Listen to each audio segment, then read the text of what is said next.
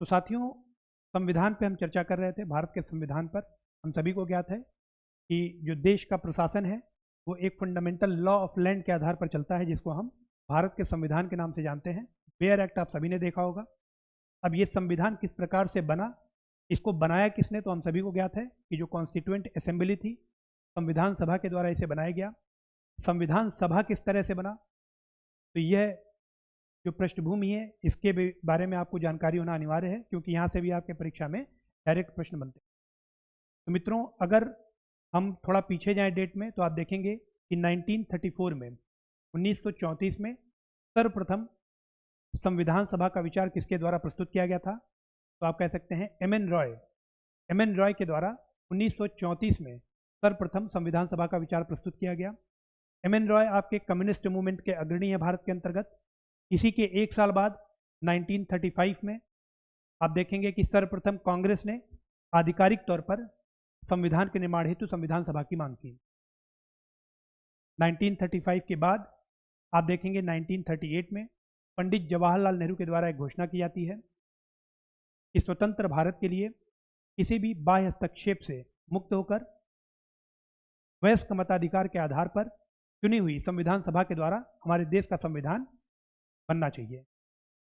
पंडित जवाहरलाल नेहरू की इस घोषणा को 1939 में एक साल बाद कांग्रेस के प्रस्ताव के द्वारा समर्थित किया जाता है।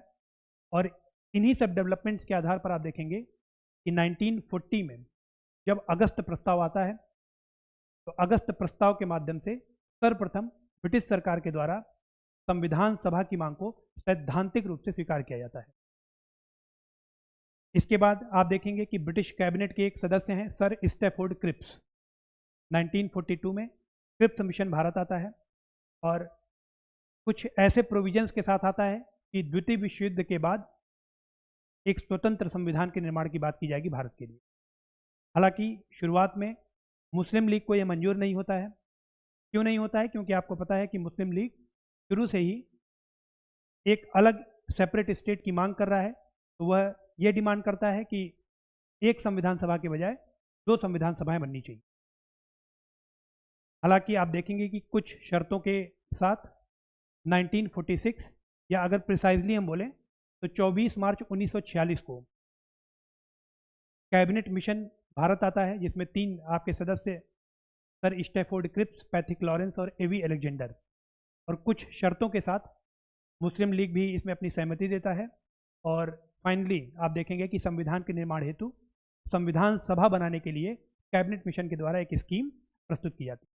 अब तो साथियों, कैबिनेट मिशन प्लान के द्वारा संविधान सभा के लिए जो स्कीम बनाई गई, उसमें आप देखेंगे कि कॉन्स्टिट्यूएंट असेंबली या संविधान सभा की कितनी सदस्य संख्या होनी चाहिए, कितना स्ट्रेंथ होना चाहिए, या किस प्रकार से वहाँ पे सदस्यों का नॉमिनेशन या इलेक्शन होगा, ये सारी बातों का वहाँ पर वर्णन किया गया जो कैबिनेट मिशन प्लान था। अब क्या क्या बातें इंपॉर्टेंट थी, तो एक सार मैं आपको जल्दी से बता दूं कि कुल मेंबर जो थे वो आपके 389 होने थे, जिसमें आपके 296 मेंबर्स जो थे वो आपके जो ब्रिटिश भारतीय प्रोविंस थे वहाँ से आने थे, और 93 मेंबर्स आपके जो प्रिंसली स्टेट्स या जो देसी रियासतें थी वहाँ से आनी थी। 296 जो आपके ब्रिटिश भारत के प्रांत थे, उसमें भी आप देखेंगे कि 292 जो थे वो 11 गवर्नर्स प्रोविंस से थे और 4 आपके चीफ कमिश्नर प्रोविंस से थे। तो इस प्रकार से टोटल जो ब्रिटिश भारत था उसमें से आपके 296 मेंबर्स आने थे, और जो प्रिंसली स्टेट्स या देसी रियासतें थी वहां से आपके 93 मेंबर्स आने थे। ठीक है। अब यहां पर आप देखेंगे कि किस प्रकार से इनमें सीटों का आवंटन किया जाएगा, यह भी बात कैबिनेट मिशन प्लान के स्कीम में वर्णित थी। तो वहां पर क्या इंपॉर्टेंट बात थी कि यहां पर जो सीटों का आवंटन होगा वो जनसंख्या के आधार पर होगा, मतलब प्रति 10 लाख की जनसंख्या पर एक सीट आवंटित की जाएगी। तो महत्वपूर्ण बात है कि प्रति 10 लाख की जनसंख्या पर यहाँ पर एक सीट आवंटित की जाएगी। अब यहाँ पर अगर जनसंख्या की हम बात करें तो आप देखेंगे कि मेनली यहाँ पर 3 कम्युनिटीज़ थी, 3 समुदाय थे। एक आपका सिख था, एक आपका मुस्लिम था, और एक को सामान्य की कैटेगरी में डाला गया। मतलब मुस्लिम और सिखों को छोड़ करके बाकी जितने भी बचे उनको सामान्य की कैटेगरी में डाल दिया गया, और इस प्रकार से उनकी जनसंख्या के अनुपात के आधार पर सीटों को यहाँ पर आवंटित किया गया। ठीक है। तो यही बात यहाँ पर मैंने आगे लिखी हुई है जो आपको क्लियर हो गई होगी। अब यहाँ पर मित्रों आप देखेंगे कि 389 में 296 ब्रिटिश भारत के थे, 93 प्रिंसली स्टेट्स के थे, ब्रिटिश भारत में मतदान होना था, इलेक्शन होने थे, और जो प्रिंसली स्टेट्स थे वहां पर आपके नॉमिनेशन होना था या वहां के सदस्य नामित किए जाने थे। इसीलिए जो संविधान सभा है उसको पार्शली इलेक्टेड और पार्शली नॉमिनेटेड बॉडी कहा जाता है। महत्वपूर्ण बात है, कई बार एग्जाम में पहले भी पूछा गया है कि जो हमारी संविधान सभा है वो आंशिक रूप से निर्वाचित है और आंशिक रूप से आप कह सकते हैं कि नामित है। ठीक है, नॉमिनेटेड मेंबर्स भी हैं और इलेक्टेड मेंबर्स भी हैं। जो इलेक्टेड मेंबर्स हैं वो आपके आने हैं ब्रिटिश भारत से, और जो नॉमिनेटेड मेंबर्स हैं वो आपके आने हैं प्रिंसली स्टेट से। तो ब्रिटिश भारत में जो इलेक्शन होना है वो किस विधि से होगा? वो आपका होगा, आप कह सकते हैं, एकल संक्रमणीय मत से अनुपातिक प्रतिनिधित्व की विधि के द्वारा। मतलब single transferable vote system, proportional representation and single transferable vote system. यहां पर इस प्रकार से मतदान होना था। ये मतदान प्रत्यक्ष था या अप्रत्यक्ष था? तो आप देखेंगे कि जो प्रांतीय विधानसभाएं हैं उनके द्वारा अप्रत्यक्ष रूप से इन सदस्यों को चुना जाना था, और जो इनको चुन रहे हैं उनको किस प्रकार से चुना गया है? तो आप देखेंगे कि 1935 का जो गवर्नमेंट ऑफ इंडिया एक्ट था उसके अनुसार जो लिमिटेड फ्रेंचाइजी बनाई गई थी उसके आधार पर जो विधानसभा के सदस्य चुने गए थे उनके द्वारा इन सदस्यों को चुना जाना था। ठीक है, इसके अलावा अगर देसी रियासतों या प्रिंसली स्टेट्स की हम बात करें तो वहां पे नॉमिनेशन होना था, वहां से सदस्यों को नामित किया जाना था। अब यहाँ पर यह बात भी इंपॉर्टेंट है, मैंने बता दी है कि जो संविधान सभा है हमारी वो आप देखेंगे आंशिक रूप से निर्वाचित है और आंशिक रूप से ये नामित है।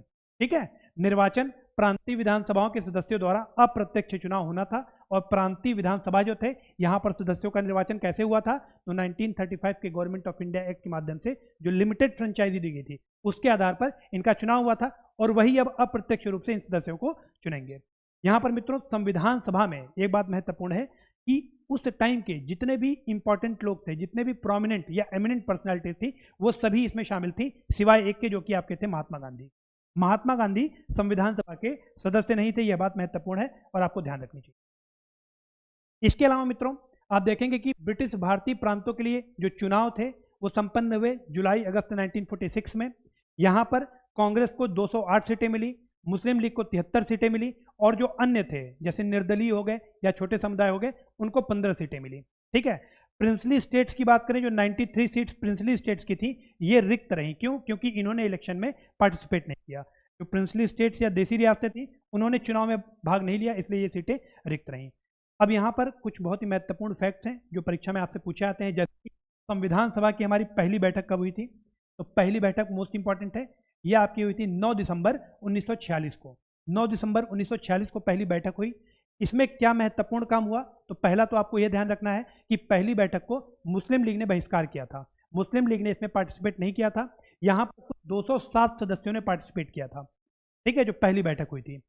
इसमें एक महत्वपूर्ण बात यह है कि संविधान सभा के द्वारा फ्रांसीसी प्रैक्टिस के आधार पर संविधान सभा के लिए एक अस्थायी अध्यक्ष का चुनाव हुआ था, जिसमें आप देखेंगे कि जो फ्रेंच प्रैक्टिस है उसके आधार पर जो सीनियर मोस्ट मेंबर है उसको यहाँ पर अध्यक्ष चुना गया, इसीलिए इनको अस्थायी बोला गया। और ये थे आपके डॉक्टर सच्चिदानंद सिन्हा। मोस्ट इंपॉर्टेंट है, कई बार आपसे परीक्षा में पूछा गया है। ठीक है, किस आधार पर? तो फ्रांसीसी अभ्यास था ये, जहाँ पर सीनियर मोस्ट मेंबर को अध्यक्ष के रूप में यहाँ पर चुन लिया जाता है। आप देखेंगे कि इसके बाद 9 दिसंबर 1946 के बाद 11 दिसंबर 1946 को अध्यक्ष का चुनाव होता है, और परमानेंट प्रेसिडेंट के तौर पर, स्थायी अध्यक्ष के तौर पर डॉक्टर राजेंद्र प्रसाद को यहाँ पर चुना जाता है। ठीक है, तो 11 दिसंबर 1946 को आप देखेंगे कि डॉक्टर राजेंद्र प्रसाद, 11 दिसंबर 1946 को डॉक्टर राजेंद्र प्रसाद स्थायी अध्यक्ष के रूप में चुने जाते हैं। यहाँ पर दो बहुत ही महत्वपूर्ण पॉइंट, क्या? 25 जनवरी और 16 जुलाई इन दोनों दिन में दो उपाध्यक्ष चुने जाते हैं संविधान सभा के लिए। 25 जुलाई को पहले कौन चुना जाता है? HC मुखर्जी, ये पहले उपाध्यक्ष चुने जाते हैं। इसके बाद आप देखेंगे कि VT कृष्णामाचारी को उपाध्यक्ष के रूप में चुना जाता है। तो ये ऑर्डर इंपॉर्टेंट है। इस प्रकार आप देखेंगे कि इस वक्त परीक्षा में जिस प्रकार के प्रश्न बन रहे हैं उसमें आपको क्रोनोलॉजी पूछ दी जाती है। तो पहले डॉक्टर राजेंद्र प्रसाद, ये तो आपको याद है कि पहले सच्चिदानंद सिन्हा, फिर डॉक्टर राजेंद्र प्रसाद, फिर आपके SC मुखर्जी हैं, और फिर आपके VT कृष्णामाचारी हैं। SC मुखर्जी VT कृष्णामाचारी से पहले उपाध्यक्ष चुने जाते हैं। ये आपके 25 जनवरी को और ये आपके 16 जुलाई को। ठीक है, इसके बाद मित्रों 13 दिसंबर 1946 को आप देखेंगे कि पंडित जवाहरलाल नेहरू के द्वारा उद्देश्य संकल्प या ऑब्जेक्टिव रेजोल्यूशन पेश किया जाता है कॉन्स्टिट्यूएंट असेंबली में 13 दिसंबर 1946 को। इसको अडॉप्ट किया जाता है 22 जनवरी 1947 को। ठीक है। तो 13 दिसंबर 1946 को जवाहरलाल नेहरू ऑब्जेक्टिव रिजोल्यूशन पेश करते हैं। आप देखेंगे कि 22 जनवरी को जब इसे अडॉप्ट कर लिया जाता है तो आगे चल करके यही ऑब्जेक्टिव रिजोल्यूशन हमारे संविधान में प्रियम्बल का रूप लेता है या प्रस्तावना का रूप लेता है। अब ऑब्जेक्टिव रिजोल्यूशन में जितनी बातें हैं आप देखेंगे कि आज का जो हमारा प्रियम्बल है, प्रस्तावना है, उसमें भी आपको ये सारे दर्शन दिखाई देंगे। जैसे संविधान सभा के दार्शनिक और वैचारिक आधार को यहाँ पर रेखांकित किया पंडित जवाहरलाल नेहरू ने। ठीक है। भारत एक स्वतंत्र संप्रभु और गणराज्य है। आप देखेंगे जो हमारा प्रियम्बल है उसमें भी लिखा हुआ है, we the people of India having solemnly resolves to constitute India into sovereign socialist secular democratic republic. तो यहाँ पर स्वतंत्र, इंडिपेंडेंट, सॉवरेन और रिपब्लिक, ये तीन बातें की गई हैं। हमारे संविधान में जो आज की प्रस्तावना है उसमें भी ये तीन बातें दिखाई पड़ती हैं। इसके बाद सभी नागरिकों के लिए न्याय, समानता, स्वतंत्रता और बंधुत्व। तो आज का जो हमारा संविधान है उसमें जो प्रस्तावना लिखी गई है उसमें भी आप देखेंगे justice, social, economic and political, equality of status end of opportunity. तो जस्टिस की बात हो गई, न्याय की बात हो गई, equality of status end of opportunity, समानता की बात हो गई, liberty of thought expression, belief, faith and worship, स्वतंत्रता की बात हो गई, fraternity assuring the dignity of the individual and unity and integrity of the nation. तो यूनिटी इंटीग्रिटी की बात आगे हो जाती है, फ्रेटर्निटी की बात यहां पर हो गई। ठीक है। यहां पर मित्रों ऑब्जेक्टिव रिजोल्यूशन में आप देखेंगे अल्पसंख्यकों, आदिवासी समूहों या अन्य हाशिए के जो समुदाय हैं उनके सुरक्षा की गारंटी दी गई है। भारतीय क्षेत्र की एकता और अखंडता, unity and integrity of the nation. तो यहाँ पर ऑब्जेक्टिव रिजोल्यूशन में भी ये बात है और आज की जो हमारी प्रस्तावना है उसमें भी ये बात चिन्हित है। भारत दुनिया में शांति और सुरक्षा के लिए और अंतर्राष्ट्रीय सहयोग के लिए प्रयास करेगा। आप देखेंगे कि बहुत सारे ऑब्जेक्टिव रिजोल्यूशंस के वैल्यूज आपको फंडामेंटल ड्यूटीज में भी दिखाई देंगे, जो आज हमारे संविधान में फंडामेंटल ड्यूटीज लिखी है ना। स्वतंत्रता संग्राम की आकांक्षाओं और मूल्य, ये भी आपको फंडामेंटल ड्यूटीज में दिखाई पड़ेगा कि हमें इसका सम्मान करना चाहिए। ठीक है। 22 जनवरी 1947 को संविधान सभा के द्वारा जो ऑब्जेक्टिव रिजोल्यूशन है इसको अपना लिया जाता है और फाइनली आगे चल करके यही ऑब्जेक्टिव रिजोल्यूशन हमारे संविधान में प्रस्तावना का रूप लेता है। इसके बाद मित्रों 1947 का जो इंडियन इंडिपेंडेंस एक्ट आता है उसके माध्यम से यहाँ पर क्या क्या बदलाव किए गए हैं। तो सबसे पहले आप देखेंगे कि जो 93 सीट्स पहले खाली रह जाती हैं देसी रियासतों की, अब धीरे धीरे वो भी इसमें शामिल होना शुरू हो जाते हैं। इस प्रकार से आप देखेंगे कि 28 अप्रैल 1947, मोस्ट इंपॉर्टेंट है एग्जाम पॉइंट ऑफ व्यू से, स्टार मार्कर है, 28 अप्रैल 1947 को जो 6 रियासतें हैं बड़ौदा, बीकानेर, जयपुर, पटियाला, रीवा और उदयपुर, ये आपके कॉन्स्टिट्यूएंट असेंबली में शामिल होते हैं। तो मोस्ट इंपॉर्टेंट है बड़ौदा, बीकानेर, जयपुर, पटियाला, रीवा और उदयपुर।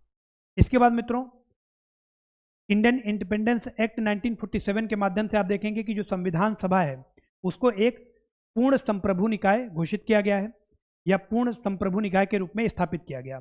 पूर्ण संप्रभु निकाय का क्या मतलब हुआ कि complete sovereign body.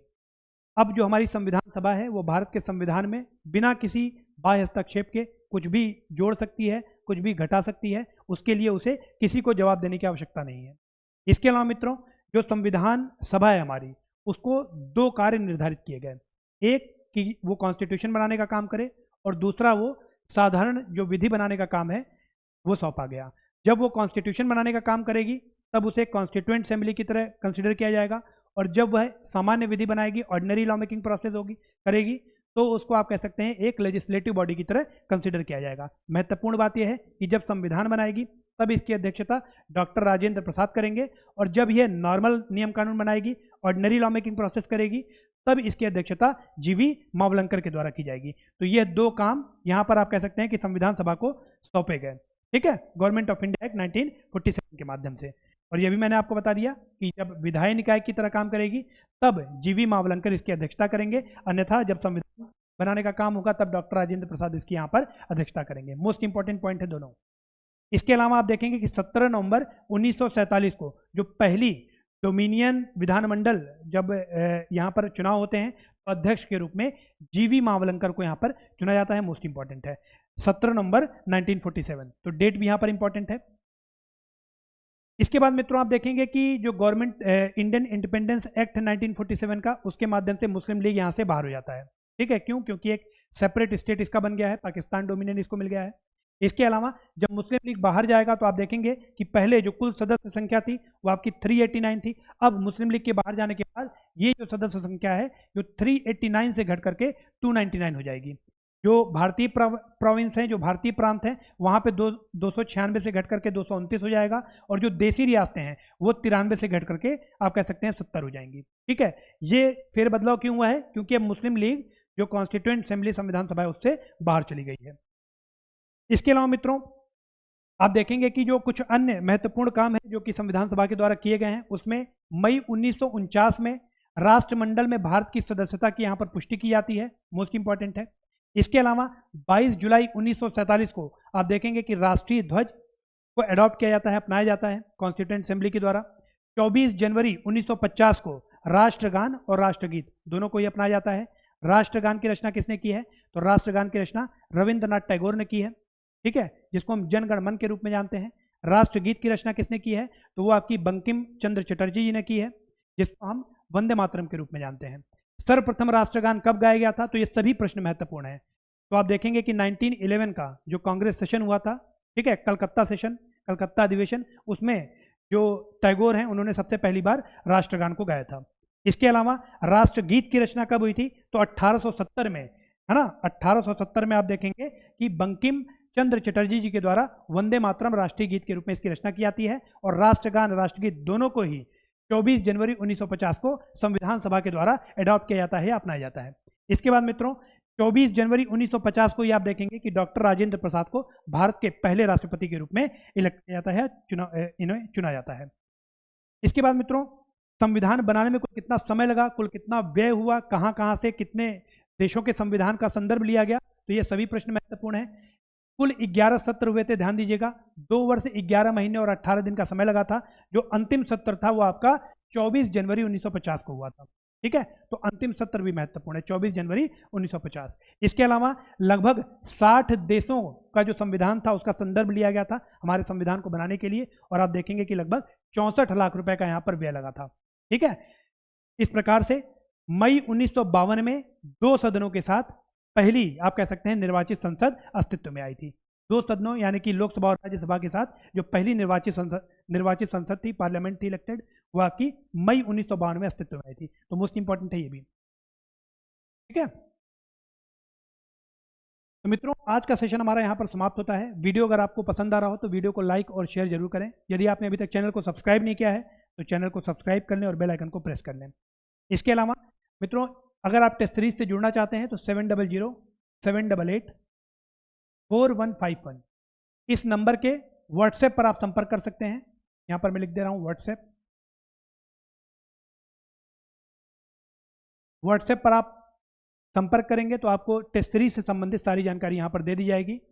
RO-ARO Uttar Pradesh PCS की प्रारंभिक परीक्षा वर्ष 2025 दोनों ही परीक्षाओं के उद्देश्य से यहाँ पर टेस्ट सीरीज प्रोग्राम सुदृष्ट पीसीएस के द्वारा चलाया जा रहा है। Thank you so much.